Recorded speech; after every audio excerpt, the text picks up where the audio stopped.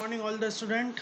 I am Dr. Himanshu Mathur, Associate Professor, Department of Management Studies, Faculty of Law and Governance, Jyoti Vidyapeeth Women's University. Today I am giving an online lecture on leverage.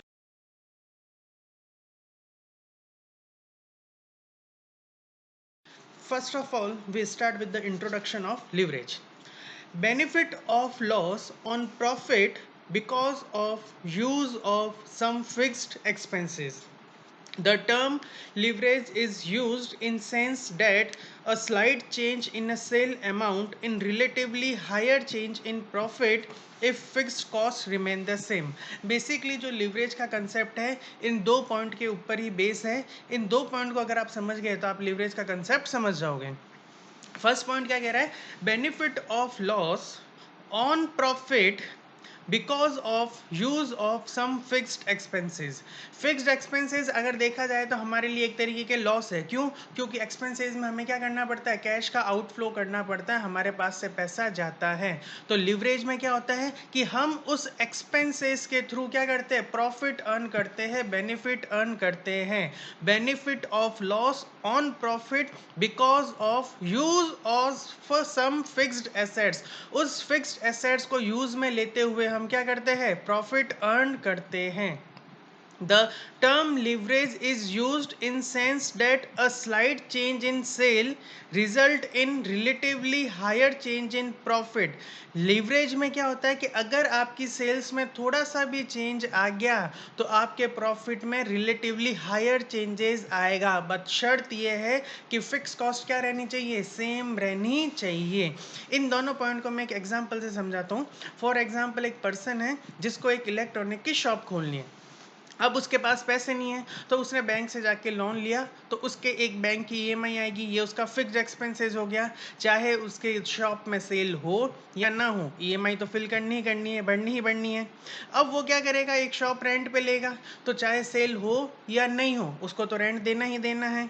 अब वो कुछ अपने employ भी appoint करेगा. Accountant होगा, कोई salesman होगा, कोई बिल रिसिप्ट देने वाला होगा. तो इन सब की सैलरी उसको देनी पड़ेगी चाहे सेल हो या ना हो. अब वो अपने शॉप में फर्नीचर लगाएगा, कुछ मशीनरी रखेगा, एसी लगाएगा, तो उन सब के ऊपर डेप्रिसिएशन लगेगा. ये सब भी क्या है? उसके फिक्स्ड एक्सपेंसेस जिनका सेल से कुछ भी रिलेशन नहीं है. चाहे सेल हो या ना हो, आपको तो ये एक्सपेंसेस करने ही करने हैं. तो एक एग्जाम्पल दे रखा है यहाँ पे. For example, you are going to start electronic shop. Your fixed expenses are rent 1,00,000 rupees, salary 1,50,000, depreciation 50,000, EMI 20,000. Total fixed expenses आपके हो गए 3,20,000. जब आप 1,00,000, 1,50,000, 50,000 और 20,000 को ऐड करोगे तो आपके टोटल फिक्स्ड एक्सपेंसेस कितने आ गए? 3,20,000, जिसका सेल से कुछ भी रिलेशन नहीं होता है.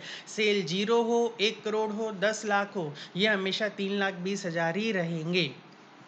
अब हम यहाँ पे दो पोजीशन लेके चल रहे हैं. फर्स्ट पोजीशन में हमारी सेल है 5 लाख रुपए, फिक्स्ड एक्सपेंसेस है 3,20,000, तो आपका प्रॉफिट आ गया 1,80,000.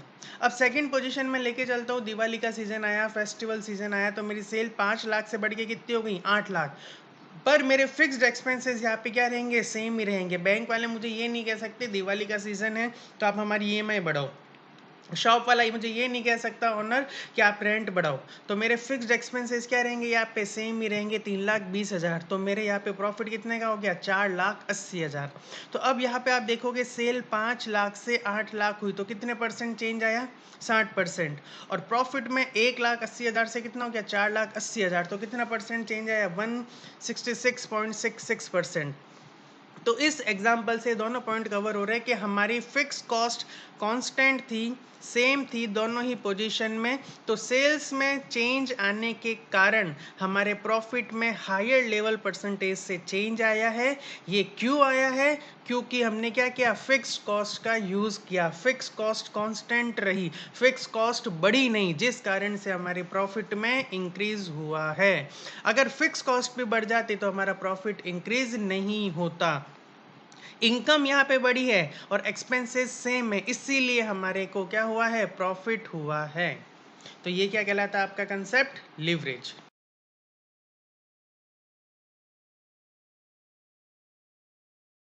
Starting with the types of leverage. तो टाइप ऑफ लिवरेज जो है वो बेसिकली हम यहाँ पे पढ़ने जा रहे हैं, दो तरीके के होते हैं, ऑपरेटिंग लिवरेज और फाइनेंशियल लिवरेज। तो टाइप ऑफ लिवरेज पढ़ने से पहले आपको ये पता होना चाहिए फिक्स कॉस्ट क्या है। क्यों? क्योंकि ये जो लिवरेज है वो बेसिकली किसके ऊपर डिपेंड करता है? फिक्स कॉस्ट के ऊपर। तो फिक्स कॉस्ट वो कॉस्ट है जिसका प्रोडक्शन के साथ में कुछ भी रिलेशन नहीं होता। आप प्रोडक्शन करो या मत करो, आप सेल करो या मत करो, आपको तो वो पेमेंट एक्सपेंसेस पेड करना ही करना है। जैसे लास्ट स्लाइड में मैंने आपको एक एग्जांपल दिया था कि किसी पर्सन ने इलेक्ट्रॉनिक शॉप लगाई। अब उस शॉप में उसके आइटम सेल हो या ना हो, उसको तो रेंट देना ही देना है, उसको तो अपने एम्प्लॉय को सैलरी देनी ही देनी है, उसको तो डेप्रिसिएशन का अमाउंट देना ही देना है। तो वो क्या कहलाती है? फिक्स कॉस्ट, जिसका प्रोडक्शन या सेल से कुछ भी रिलेशन नहीं होता। अब लिवरेज के पॉइंट ऑफ व्यू से फिक्स कॉस्ट को दो पार्ट में डिवाइड किया गया है। ऑपरेटिंग लिवरेज के लिए होती है ऑपरेटिंग फिक्स कॉस्ट, और फाइनेंशियल लिवरेज के लिए होती है फाइनेंशियल फिक्स कॉस्ट। तो फिक्स कॉस्ट को दो पार्ट में डिवाइड किया गया है, operating fix cost, financial fix cost.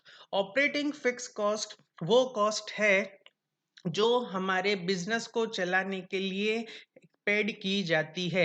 Operating fix cost वो कॉस्ट है जो हमारे बिजनेस की एक्टिविटी को रन करने के लिए हम पेड करते हैं। ऑपरेटिंग फिक्स कॉस्ट वो कॉस्ट है जो हमारे बिजनेस को चलाने के लिए जरूरी है। लाइक बिजनेस चलाना है तो मुझे स्पेस चाहिए, जगह चाहिए, बिल्डिंग चाहिए, वो बिल्डिंग में रेंट पे लूंगा तो उसका रेंट देना है मुझे, तो बिजनेस चलाने के लिए रेंट जरूरी है। बिजनेस चलाने के लिए एम्प्लॉय चाहिए, एम्प्लॉय को सैलरी देनी पड़ेगी। तो ये हमारे लिए क्या होगी? Operating fix cost. अब कभी कभी क्या होता है, ओनर के पास में इतना सफिशिएंट अमाउंट नहीं होता कि वो खुद के पैसे लगा के बिजनेस स्टार्ट कर सके, इसलिए वो क्या करता है? बैंक से लोन लेता है, डिबेंचर इशू करता है, या फिर शेयर्स इशू करता है।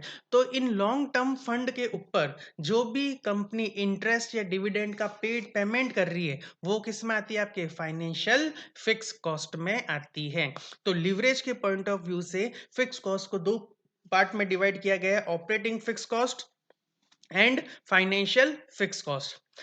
अब ऑपरेटिंग फिक्स कॉस्ट में पढ़ते हैं, प्रॉफिट और loss due to use of such cost in income statement is called financial leverage. Operating fix cost के कारण अगर आपको कुछ प्रॉफिट होता है, आपका प्रॉफिट बढ़ता है, तो वो तो क्या कहलाता है? Operating leverage. और फाइनेंशियल फिक्स कॉस्ट के कारण अगर आपको कुछ प्रॉफिट होता है तो वो क्या कहलाता है? आपका फाइनेंशियल लिवरेज।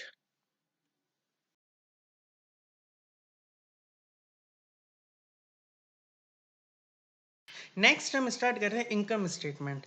लिवरेज के जो भी प्रैक्टिकल क्वेश्चन आएंगे उन प्रैक्टिकल क्वेश्चन को सॉल्व करने के लिए आपको ये स्टेटमेंट याद होना चाहिए। इस स्टेटमेंट का नाम है इनकम स्टेटमेंट। कैसे बनता है ये स्टेटमेंट? सबसे पहले sale, sale minus variable cost, तो जो बैलेंस आपके बचता है वो कहलाता है कंट्रीब्यूशन। कंट्रीब्यूशन में से लेस करते हैं फिक्स कॉस्ट, तो जो बैलेंस बचता है वो कहलाता है ईबीआईटी। ईबीआईटी का मतलब होता है earning before interest and tax. अब इस ईबीआईटी में से सबसे पहले लेस करते हैं इंटरेस्ट, तो ईबीआईटी में से आई चला गया तो पीछे आपके बचेगा ईबीटी। ईबीटी का मतलब होता है अर्निंग बिफोर टैक्स। अब इस अर्निंग बिफोर टैक्स में से टैक्स लेस करते हैं तो पीछे बचता है आपके अर्निंग आफ्टर टैक्स। इसमें से लेस किया जाता है प्रेफरेंस शेयर्स डिविडेंड। अब जो पैसा बचता है वो कहलाता है earning for equity shares holder.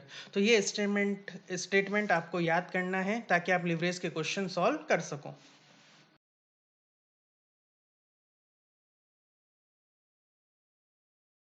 अब यहाँ पे जो भी ऑपरेटिंग लिवरेज है, फाइनेंशियल लिवरेज है, उनको कैलकुलेट करने के लिए कुछ फॉर्मूले हैं। ऑपरेटिंग लिवरेज दो तरीके से सॉल्व होता है। First, contribution divided by EBIT. Second, change in EBIT upon change in sale into 100। अब दिक्कत ये आती है कि कौन सा फॉर्मूला कब यूज करना है। अगर आपको केवल एक सिचुएशन दे रखी हो तब तो आपको फॉर्मूला यूज में लेना है number first, contribution upon EBIT. पर अगर आपको दो सिचुएशन दे रखी है जैसे लाइक एग्जिस्टिंग और प्रपोज्ड, अभी हमने 5,000 इक्विटी शेयर इशू किए हैं और आने वाले टाइम में हमारा जो माइंड सेट है वो ये है कि हम 3,000 और इक्विटी शेयर्स इशू करेंगे। तो अब आप बताइए हमारे लिवरेज में क्या चेंजेस आएंगे। या हम ये कह सकते हैं अभी हमारी सेल 5 लाख है, आने वाले टाइम में प्रपोज सेल हमारी 8 लाख रुपए हो सकती है, तो लिवरेज में क्या चेंज आएगा। तो अगर आपको एग्जिस्टिंग और प्रपोज्ड दो सिचुएशंस दे रखी हैं तब तो आपको सेकंड नंबर फॉर्मूला यूज में लेना है, चाहे वो ऑपरेटिंग की बात करें चाहे फाइनेंशियल की बात करें। और अगर केवल सिंगल सिचुएशन दे रखी है तो आपको फॉर्मूला नंबर फर्स्ट यूज में लेना है। फाइनेंशियल लिवरेज कैसे निकलता है, ईबीआईटी अपॉन ईबीटी। और सेकंड फॉर्मूला क्या है, change in EBT upon change in EBIT into 100। Next last है कंबाइंड लिवरेज। कंबाइंड लिवरेज जो होता है वो ऑपरेटिंग और फाइनेंशियल लिवरेज दोनों को मिला के निकाला जाता है। तो इसका फॉर्मूला बहुत ही सिंपल है, ऑपरेटिंग लिवरेज का answer multiply by financial leverage का आंसर। इन दोनों का आप मल्टीप्लाई कर दो तो आपके जो आंसर आएगा वो कहलाएगा कंबाइंड लिवरेज।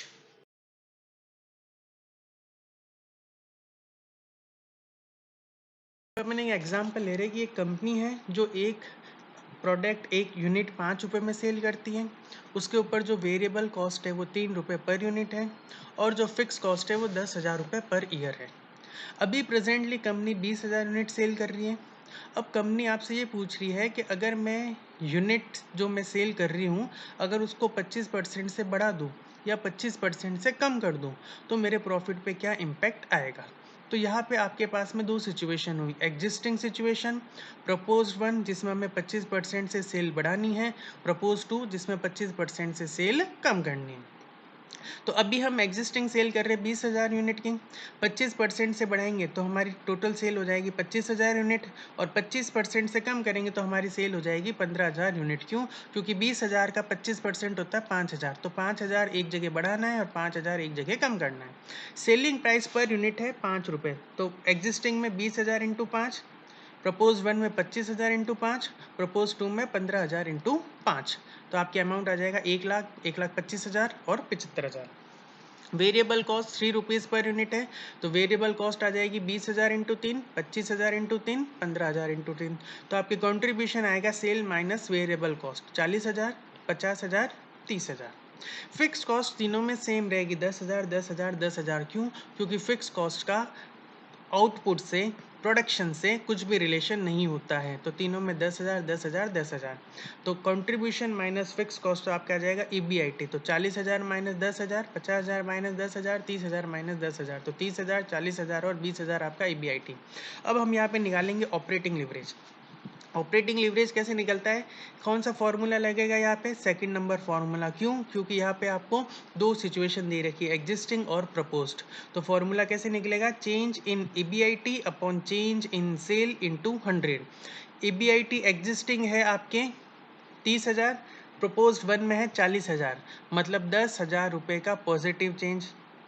एग्जिस्टिंग में है 30,000, प्रपोज सेकंड में है 20,000, मतलब 10,000 का नेगेटिव चेंज। सेल की बात करते हैं, एग्जिस्टिंग है 1,00,000, प्रपोज्ड है 1,25,000, मतलब 25,000 का पॉजिटिव चेंज। एग्जिस्टिंग है 1,00,000 और प्रपोज सेकंड में 75,000, मतलब 25,000 का नेगेटिव चेंज। तो हमने फॉर्मूला एप्लीकेबल किया तो ऑपरेटिंग लिवरेज निकला प्रपोज 1 में 40% और सेकंड में भी अपना निकलेगा 40%, बट वो निकलेगा नेगेटिव। किसका निकलेगा, नेगेटिव। तो यहाँ पे हम ये कह सकते हैं कि सेल में इंक्रीज डिक्रीज के कारण हमारा प्रॉफिट भी इंक्रीज और डिक्रीज हो रहा है। सेल में चेंज आने के कारण हमारे प्रॉफिट में भी चेंज आ रहा है।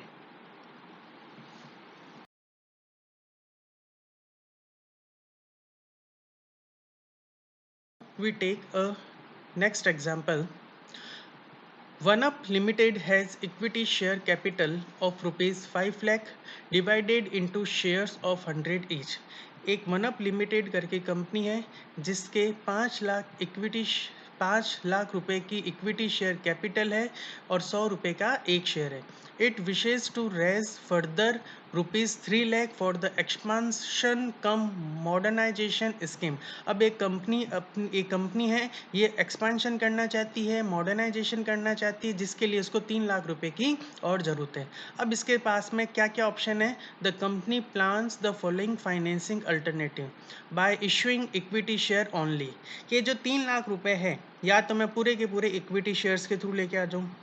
Second option, ₹1 lakh bye issuing equity shares and ₹2 lakh through the debenture 10% per annum interest rate.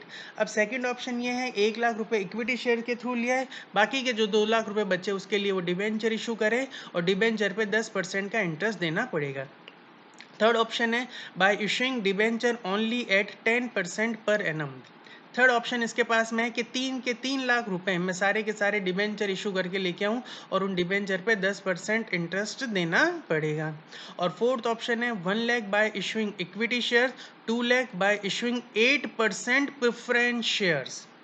You are required to suggest best alternative, giving your comment, assuming that estimated earning before interest and tax after expansion is 1,50,000 and corporate rate of tax is 35%। अब आपको ये बताना है इन चारों में से कौन सा ऑप्शन बेटर है, और इन चारों ऑप्शन के लिए आपको जो EBIT यूज़ में लेनी है वो कितनी लेनी है 1,50,000, और टैक्स रेट जो यूज़ में लेनी है वो कितनी लेनी है 35%।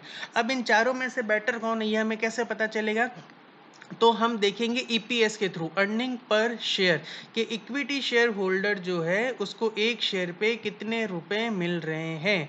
जिसमें EPS ज़्यादा आएगा वो ऑप्शन हम सेलेक्ट करेंगे।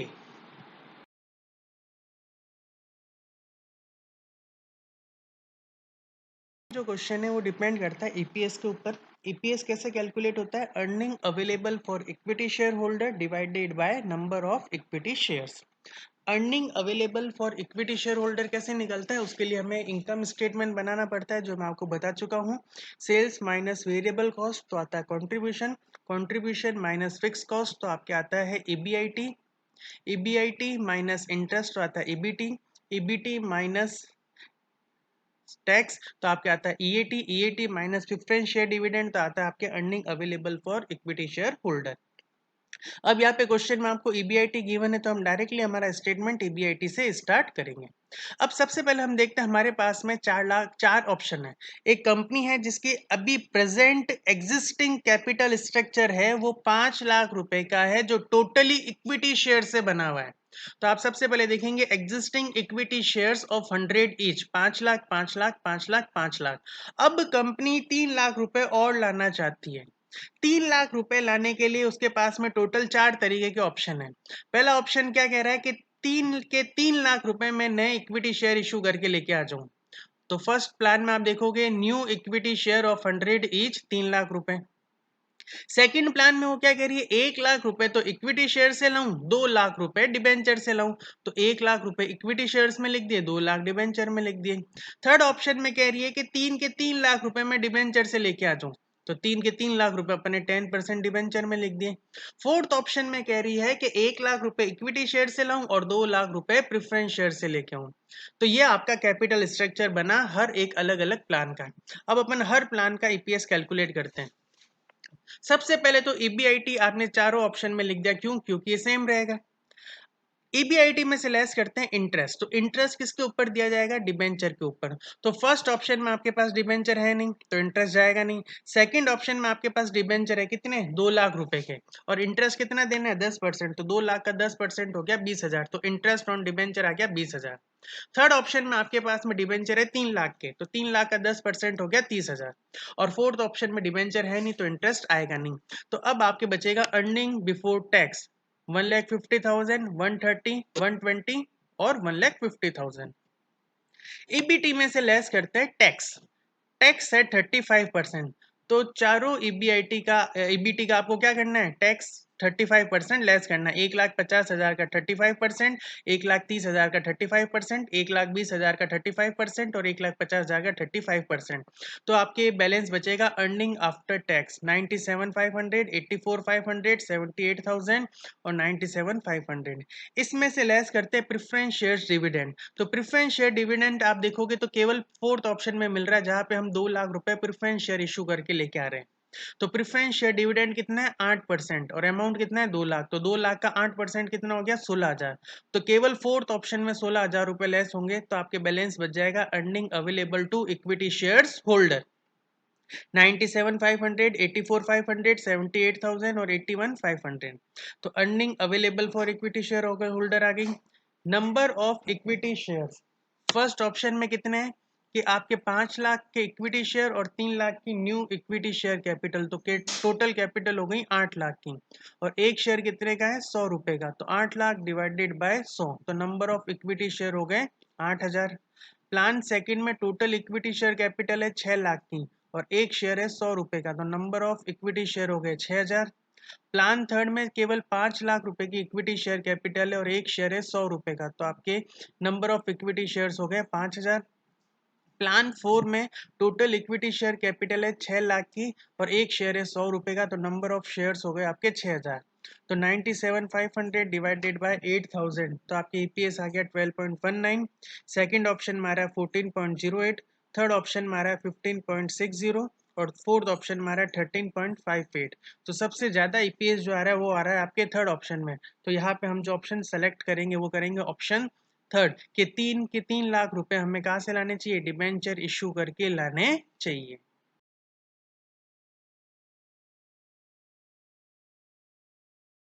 We are starting a new topic, financial break even point. Financial break even point वो पॉइंट होता है जहाँ पे आपको ये कैलकुलेट करना पड़ता है कि हमारे पास में अलग अलग सिचुएशन में हमारे ईबीआईटी का लेवल कितना हो ताकि अलग अलग सिचुएशन में हमारा ईपीएस सेम आए। एक बहुत ही इजी सा एग्जांपल लेता हूँ। फॉर एग्जांपल आपको 10 लाख रुपए की रिक्वायरमेंट है। आपके पास पहला ऑप्शन है कि 10 लाख रुपए आप सारे के सारे इक्विटी शेयर इशू करके लेके आ जाए। सेकंड ऑप्शन है 10 लाख रुपए आप सारे के सारे डिबेंचर इशू करके लेके आ जाए। थर्ड ऑप्शन है कि 5 लाख इक्विटी शेयर से लेके आए, 5 लाख प्रेफरेंस शेयर से लेके आए। फोर्थ ऑप्शन है 5 लाख इक्विटी से लाए, 3 लाख रुपए डिबेंचर से लाए और 2 लाख रुपए आप प्रेफरेंस शेयर से लेके आ जाए। तो इन चारों ऑप्शन में हमारा ईबीआईटी कितना आए ताकि इन चारों ऑप्शन में हमारा ईपीएस सेम हो, उसके लिए जो मेथड हम यूज में लेते हैं उसको हम बोलते हैं फाइनेंशियल ब्रेक इवन पॉइंट, जिसका दूसरा नाम होता है इनडिफरेंस पॉइंट। तो यहाँ पे एक एग्जांपल दे रखा है, ABC company limited is planning an expansion programme.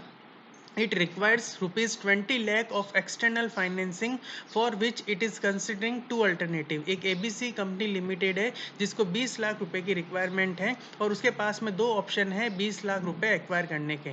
The first alternative call for issuing 15,000 equity share of 100 each and 5,000 10% preference share of rupees 100 each. पहले ऑप्शन में तो वो 15,000 इक्विटी शेयर इशू करेगी और एक शेयर 100 रुपए का है तो 15 lakh, plus 5,000 preference share issue करेगी, 100 रुपए का एक है तो 5 लाख। तो पहले ऑप्शन में 15 लाख इक्विटी शेयर से 5 लाख रुपए प्रेफरेंस शेयर से लेके आएगी। सेकंड ऑप्शन में issue 10,000 equity share of 100 each, 2,000 10% preference share will be issued by the company of 100 each and 8 lakh rupees will be acquired by the debenture carrying 9% interest rate. जो second option है उसमें 10 लाख रुपए equity share से, 2 लाख रुपए preference share से और जो remaining 8 lakh रुपए बचे वो डिबेंचर्स इशू करके लेके आएगी। टैक्स रेट जो है वो 50% दे रखी है। You are required to calculate the indifference point for the plan and verify your answer by calculating the EPS. अब आपको ये पता करना है कि हमारा ईबीआईटी लेवल कितना हो ताकि दोनों ऑप्शन में हमारा ईपीएस सेम आ जाए। वो हमारा क्या कहलाता है, indifference point.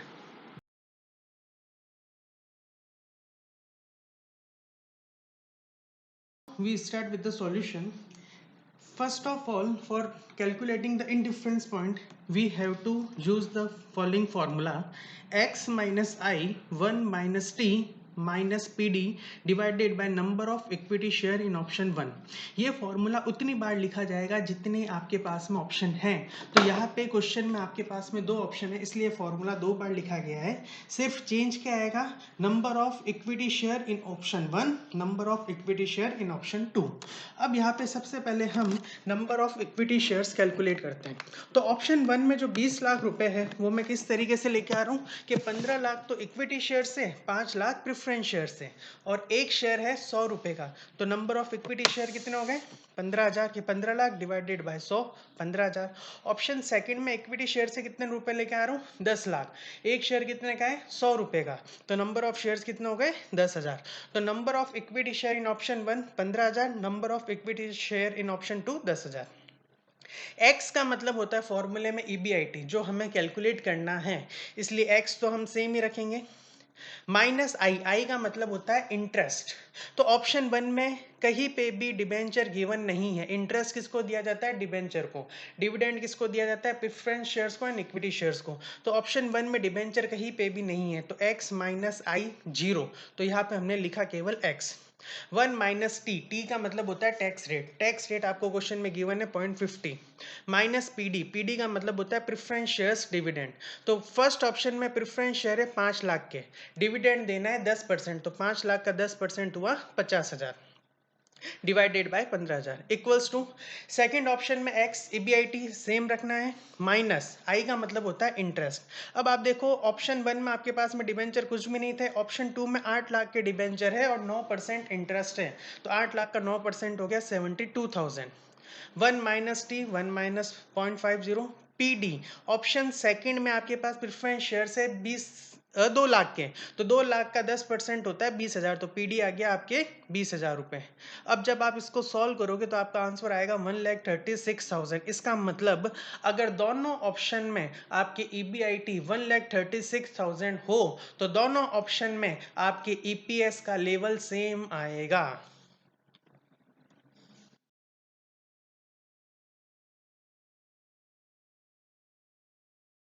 We verify the question that कि हमने जो या ईबीआईटी निकाला है वो सही है या नहीं। अगर दोनों ऑप्शन में हमारे ईपीएस सेम आता है इसका मतलब हमारे ईबीआईटी बिल्कुल सही है। तो सबसे पहले हम दोनों ऑप्शन में लिखते हैं ईबीआईटी 1,36,000, 1,36,000। इसमें से लेस करते हैं इंटरेस्ट।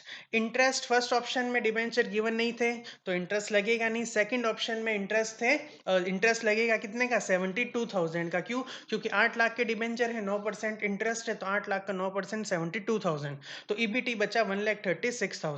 इसमें से लेस करते हैं टैक्स, टैक्स है 50%, तो 1,36,000 का 50% 68,000, 64 का 50% 32,000, तो अर्निंग आफ्टर टैक्स बच गया आपके 68,000, 32,000। इसमें से लेस करते हैं प्रेफरेंस शेयर्स डिविडेंड। तो प्लान 1 में आपके प्रेफरेंस शेयर्स डिविडेंड है 50,000 का और प्लान 2 में है आपके 20,000 का। तो आपके आगे earning available to equity share holder 18,000 और 12,000। नंबर ऑफ इक्विटी शेयर अपन कैलकुलेट कर चुके हैं 15,000 और 10,000। तो ईपीएस कैसे निकलता है? Earning available to equity share holder divided by number of equity share, 18,000 divided by 15,000, 12,000 divided by 10,000। तो फर्स्ट ऑप्शन में भी 1.20 आ रहा है और सेकंड ऑप्शन में भी 1.20 आ रहा है, मतलब दोनों ही प्लान में आपके ईपीएस सेम आ रहा है। इसका मतलब 1,36,000 ईबीआईटी अगर किसी भी सिचुएशन में हो, प्लान फर्स्ट में प्लान सेकंड में, तो आपके ईपीएस सेम आएगा। ये आपका इंडिफरेंस पॉइंट है।